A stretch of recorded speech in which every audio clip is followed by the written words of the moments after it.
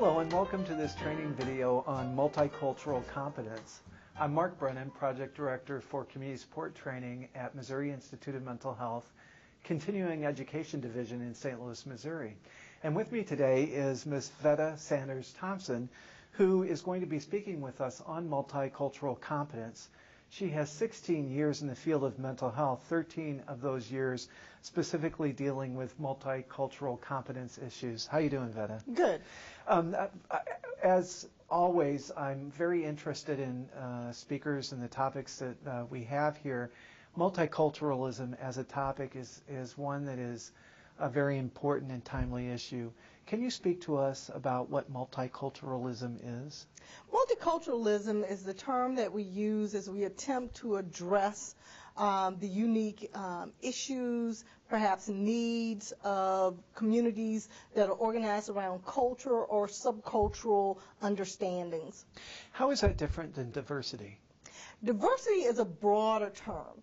Diversity could encompass groups that are different based on some distinctive characteristic, but are not understood to have a specific or unique culture, i.e. beliefs, values, traditions, etc. Could you give an example of that? For example, you could have individuals with a physical disability, or you could have a person who is elderly.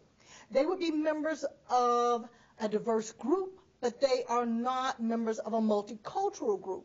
They are distinct. They may have some unique needs around a specific characteristic, but they're not organized around specific beliefs, attitudes, traditions, and values. I see. That's, I think, an important distinction for our audience to keep in mind. Can you also talk about multicultural competence, this issue of competence around multiculturalism? What's involved in that?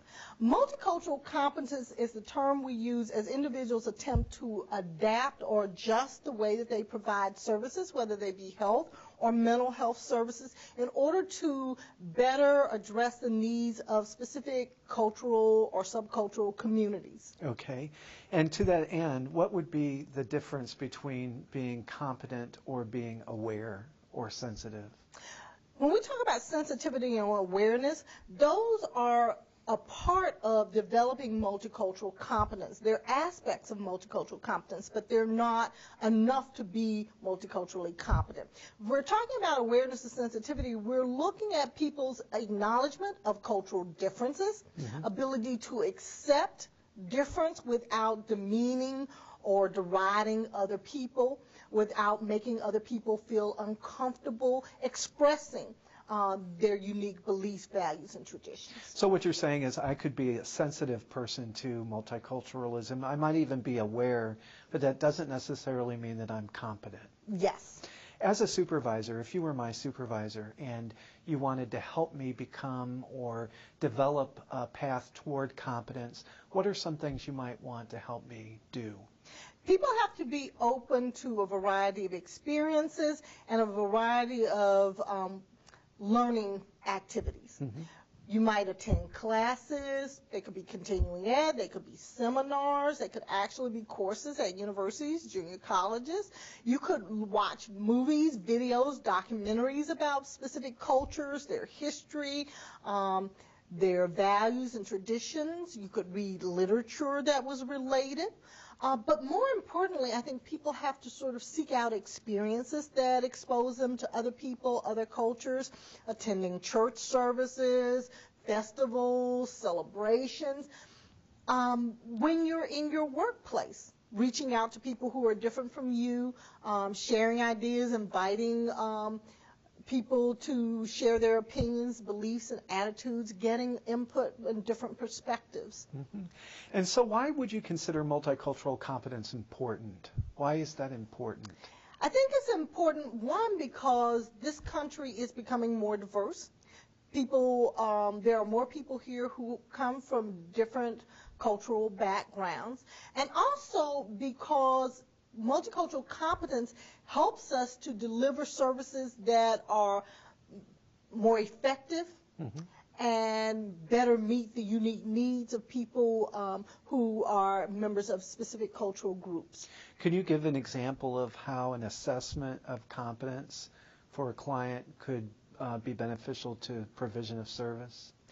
If you were aware of certain behaviors that a client exhibited being culturally normative, say in a grief process, stating that you've spoken to the person who is deceased. In some cultures, that's normative. Mm-hmm. In our culture, without some understanding, we might think that this person is having a psychotic episode. Mm-hmm. It would be important to understand what a culture expects about the grief experience and believes about the grief experience in that assessment if you're going to be effective with a member of that community. That helps me to understand, by example, what you mean by multicultural competence, and normative, I think, is what I was going for. Cultural, what was the term that you used? Cultural norms. And when we just speak of cultural norms, we're just talking about ideas, beliefs, what people think should or should not happen. Mm-hmm. Okay. What issues are important to address and understand as part of developing multicultural competence? There are three components that we look at. One has to do with awareness, sensitivity, attitudes. The other has to do with knowledge. And then the other has to do with the development of specific skills. So we want people to become aware of their own culture and the culture of others. We want them to acquire specific knowledge about history, social position, political position of members of different groups. We want them to understand the demographics of the groups, who's here, where do they usually live, what are the diverse backgrounds of the individuals and members of that community or culture. We also want people to explore how to use their knowledge to more effectively provide services to individuals. To that end, we want people to look at issues of assimilation, acculturation. To what extent has that person sought to adapt to the mainstream culture, to internalize mainstream values and beliefs and traditions as their own? To what extent is being a member of that group important to their understanding of who they are, or is it more important to them to be perceived as a member of the mainstream group? Those are just a few of the issues that would be important to begin to address and understand. In terms of the definitions that you just used, acculturation and assimilation, acculturation is has a different meaning than assimilation. Could you give us an example of both of those? Acculturation is very often assumed to be an aspect of assimilation, and it's a specific strategy for assimilation. And so when a person acculturates, they begin to dress, speak, use the language, the communication style and pattern of the dominant culture. And assimilation is a much longer, complicated process because it means that members of different communities are interacting, are accepting each other. It's what we consider bidirectional. If you listen to the definition of acculturation, it's all going one way. Mm-hmm. But assimilation assumes that both cultures are blending and accepting each other. I was thinking in my own experience, I'm not originally from this area, and for me, acculturation was a conscious attempt to know where I was going, to read street signs. But after being here for so long, it's now I'm assimilated to this region, and I don't have to think about it. Is that a similar experience? That's a very similar experience, and you probably had to figure out where you obtain certain goods and resources, understand certain nuances of the language and the way people communicated certain things. Mm-hmm. That helps me to understand those two concepts a little bit better. Thanks for giving the definition. Could you talk a little bit about verbal communication? I'm really interested in how verbal communication is affected by interactions among members of different cultures. That's important in mental health because the way that we very often deliver services is through our verbal communication. Mm-hmm. Language is very important. And I think intuitively we understand the importance of language in cultural competence easier than some other aspects of cultural competence. But when people speak a different language, that's a significant barrier. If I am Spanish speaking and everyone else is English speaking, my ability to share with you what my problems are, when they started, how I understand them is compromised. Your ability to understand it if I have limited language skills in English is compromised. And then that affects the way we deliver services because it affects what we understand. But we also have to be sensitive to issues of dialect. You know, a person can speak Spanish, but do they speak the version of Spanish that we might speak or we might understand? If we bring in translators and interpreters, are they familiar with the dialect that that person might use? Then we have the issues of mental health of confidentiality and privacy and maintaining client confidentiality. Are our interpreters trained so that they understand the importance of confidentiality? And then are interpreters and translators trained so that they understand mental health terminology so that they can effectively translate back and forth and help us to understand and help the clients to understand what's going on? And then we have some more subtle issues of verbal communication because sometimes even when we speak the same language, phrases, words have slightly different meanings. Could you give an example maybe of your own experience or someone that you know? The example I usually use is when I was born and raised in the South. I moved to the Northeast and New England area, and there were just numerous times when I had to learn to decode the language. A friend told me that a person had brought her out. That meant she had been taken on a date. I had no idea. The accent was different. I was told to park my car, but they said park because the R is different. It took us about a 15-minute interaction for me to figure out I was supposed to park the car. Those are some really good examples. I'm sure given enough time you could come up with a whole lot more. It seems, though, that we're going down a path of discussing communication verbally. You've indicated that that can be difficult given various differences in just dialect and language. Can you talk about nonverbal communication? Because I bet that's just equally as important. It is, and it's much more subtle, and it's something we would not as readily think about. We have ideas about how we should interact, and each culture has those. We believe in the firm grasp and strong handshake. Well, in some cultures, that's considered aggressive. They prefer a much lighter, softer touch, sometimes not that up and down pumping motion. Eye contact, and that becomes very important in mental health. In interviews, we often make note of the eye contact that was made, and it can be a sign or a signal of mental health. Well, in some cultures, that direct gaze and the extensive gaze that we would favor is also considered aggressive. A more indirect approach, averting your gaze and your glance, is considered more appropriate. The amount of gesturing that is considered appropriate also varies from culture to culture. I would imagine also things like distance, closeness, that kind of stuff. Personal space issues, as we would term them, how close you stand, how far away you move, signal different things in different cultures. How might cultural rules for emotional expression affect interaction? You know, affect is something that we examine and we assess in mental health. We make notations about how labile emotion is, whether affect is flat. Well, in some cultures, there are assumptions that certain emotions should not be shared, or that emotional expression should be reserved and subdued.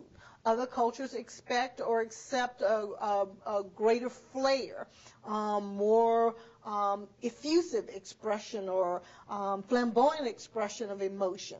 And that's culturally normative. Now, if you don't know that, you may think a person is labile, or you may think their affect is flat, unless you know what is considered normal in that community. So discussing cultural difference and protocols for social interaction, what might be worth noting? Whether or not this is a culture that expects people to spend time engaging each other, are certain emotional displays appropriate in certain settings? Would I display these emotions with professionals, or are these types of emotions and levels of emotional display reserved for family and close friends? Is my reluctance to be very emotional or to be very talkative a sign of respect, or is it a sign of distrust? There are rules and there are ways of sort of understanding what the culture expects around those different issues. We had, I think, used the term in-group differences or within-group differences. What about those differences? Can you talk to us about that? Oh, they can be numerous and around a lot of different issues. We readily think about social differences based on socioeconomic status, differences in educational level, income, differences based within group based on age, but there are also differences based on nationality. You could be a member of so-called Asian group, but you could be Korean, Japanese, Chinese. You're going to have a different religion. You're going to have a different language system. And so you've got that diversity within that group. We talk about Hispanic, but you could be Mexican American, you could be Puerto Rican, you could have been born in South America, Central America. The language is Spanish, but it'll be different dialects and versions of Spanish, different traditions and beliefs and values. Same issue when we talk about American Indians, because tribe, clan, all are very important. And we even see this with African Americans, because you could be a person of African descent born in the U.S., or you could be a person of African descent born in Africa but naturalized citizen. You could be a person of African descent born in the Caribbean but living in the U.S. So we have differences among people, but we can also talk about differences in religious tradition within various groups. They can be broad and numerous, so you really have to think about those things. That's very difficult work, isn't it? Yes, it is. I would venture a guess that oftentimes people take shortcuts, and it's easier to see someone and attach to that person specific characteristics, because it's just easier than taking in all of this other stuff into account.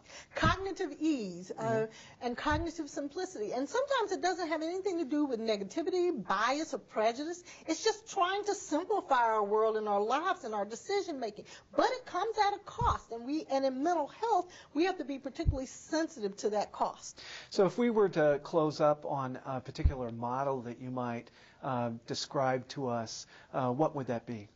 The model that was proposed by Stanley Sue, you could find it in the American Psychologist, 1998, I think it's volume 53, but he talks about 3 different attitudes and strategies that you have to use to deal with culture when you're providing services. One he calls scientific mindedness. He says we have to always remember that we're hypothesis testing, and in order to test a hypothesis and come up with an answer, you have to collect data. So in our assessments, we have to be sensitive to culture and cultural issues, and we have to find ways to ask questions that help us to understand a person's religious background, their cultural background, their belief systems. Then he says that there is the issue of dynamic sizing. We have to figure out how to use that information and data when we have it. Should we include cultural issues? Are those really important in treating this individual? Or should we focus more on the individual issues? Or should, depending on the problem or the goal that's been set, we do different things or go back and forth? He also says that then we have to know how to apply culture-specific knowledge. That all of that information we gain from the coursework and classes, we have to figure out how does that inform the interventions that we develop for specific clients. So we're always in the process of assessing and interacting based on what you had said earlier, understanding from a theoretical perspective, but also being aware and then developing competence around those issues. Yes. I want to thank you so much, Veta, for coming in and sharing your expertise with us. I would encourage everyone out in the audience to do exactly what Veta has talked about. That is, it's responsible for us as caregivers to be the best kind of practitioners that we can. That would include developing our own skill sets, specifically around our own knowledge base, our own awareness, and specifically our own experiences in dealing with a multicultural environment. I encourage you to use this training video as a springboard for future discussions. Seek out a coworker, a colleague, supervisor. Immerse yourself in the experiences of your own culture and other cultures as well. Again, I thank you for your time, and good luck.